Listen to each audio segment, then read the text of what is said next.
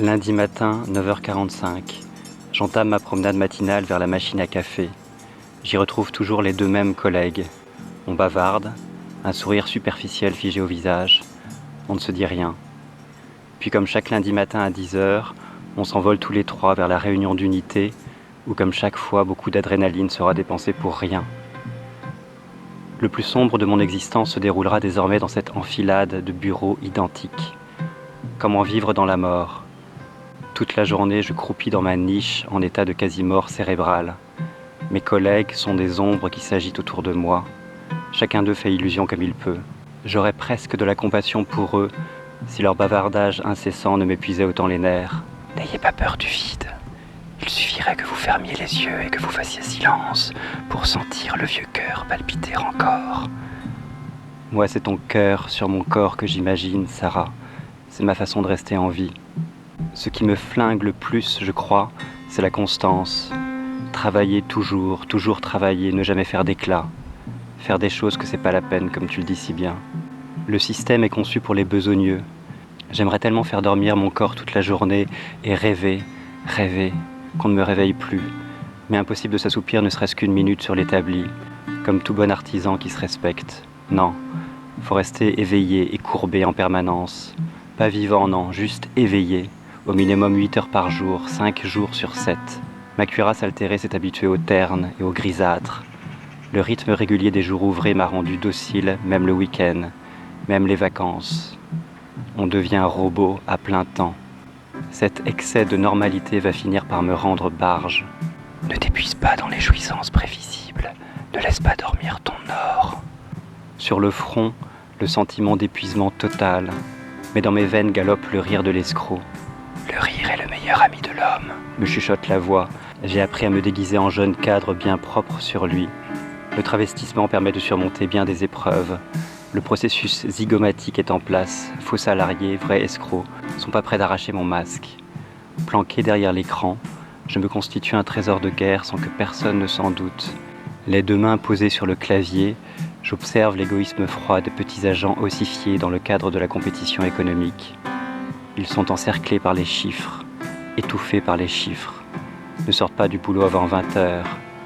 Personne n'envisage de vivre dans ce triste zoo. C'est à qui s'auto-exploitera le plus efficacement. Le silence et la solitude leur font plus peur que tout. Elles risqueraient de les rendre perméables au monde qui les entoure. De l'aube au crépuscule, ils n'arrêtent pas une seule seconde. Les capitaux flottants sont sans pitié. Les racines des arbres, les murs de la ville, les ciels vertigineux, mes chers collègues ne les regardent plus depuis longtemps. Ils traversent les minutes du paradis sans même s'en rendre compte, n'ont plus le temps ni le courage de fouiller en eux pour retrouver la consistance des premières expériences vécues. Le système recommande de s'engager à corps perdu dans le tunnel du devoir et de ne jamais faire demi-tour. À mesure que les semaines passent, leur présence devient moins envahissante. La plupart d'entre eux marchent la tête basse, le dos courbé. On dirait que le temps les rapetisse. Il doit se faire un festin de leur agitation ininterrompue. Lors du dernier déménagement, j'ai réussi à obtenir la place la plus au calme de l'open space, au cœur de l'affolement vide. Mon bureau est placé le long du mur, entre une armoire métallique remplie d'archives dont tout le monde se fout et une issue de secours. C'est un endroit gris et sombre, qui sied au gris de ma tenue. Parfois, je reçois un ray de lumière à la faveur d'une fenêtre entrouverte ou d'un écran qui reflète un bout de soleil. Je dois la jouer fine. Mon nouveau supérieur hiérarchique se méfie de moi, c'est intuitif. Il sent que j'ai des rêves en stock. Alors toute la journée, je fais le dos rond. Je travaille à me rendre invisible. Il est possible de se cacher n'importe où. Suffit de se tenir dans l'ombre et de ne pas bouger d'un cil. À la manière d'un phasme, cet insecte mimétique qui se fond dans son environnement pour se protéger des prédateurs. Je ne demande rien à personne. Quand quelqu'un me pose une question, je fais comme si je n'étais au courant de rien. Je pense que dans 1 mois ou 2, j'aurais réussi à me faire parfaitement oublier. Comment repousser les murs ? Comment sauver sa peau ?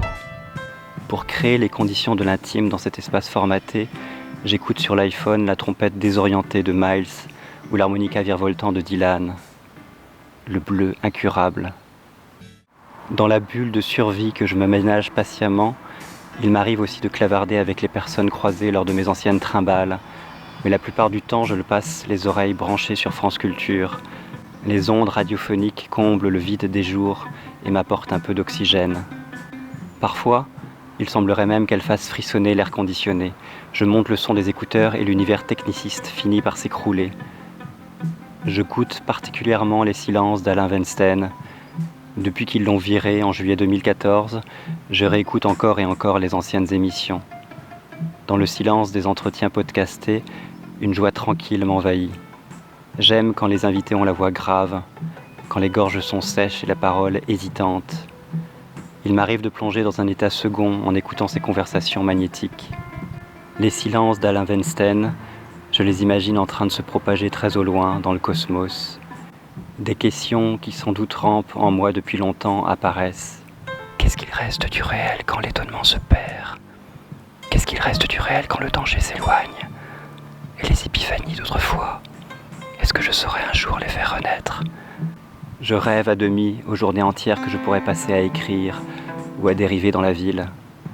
C'est pas si grave d'être un raté, suffit de savoir écouter ceux qui ne le sont pas. Voilà ce que je me répète pour me rassurer. Je rêve d'une vie végétale.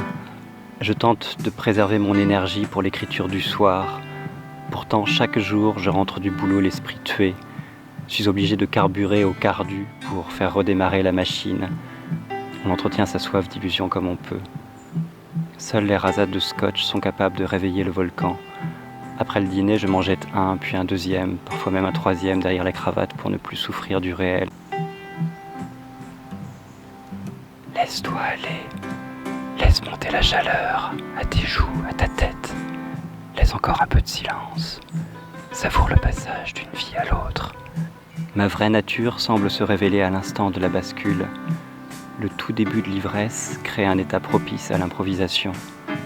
À chaque phrase écrite, j'échappe à ma condition de salarié. Mon deuxième corps, le corps nocturne, se sépare du sol de quelques centimètres et traverse l'obscurité de la chambre sur un fil d'acier.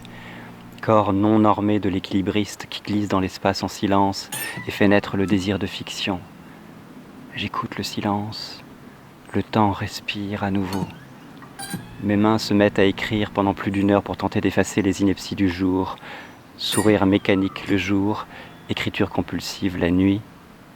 Tenir les deux bouts malgré tout. Dans l'intimité de la nuit, plus rien ne compte que ces bouts de phrases comme fragments de réel que mes mains captent maladroitement.